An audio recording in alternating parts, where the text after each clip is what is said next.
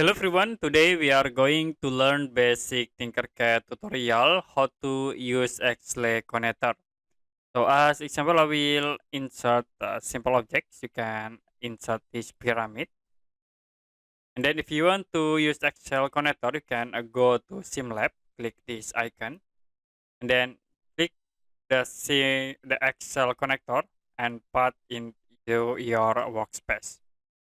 After it, you can select the objects and then you can click the circle in it, the circle icons, and click hold and then move into the object.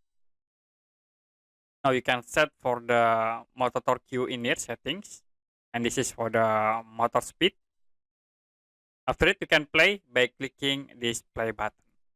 It will be automatically create the X-ray connector. You can click reset to settings again. So I will move in it to insert here. Then you can play again to view the change.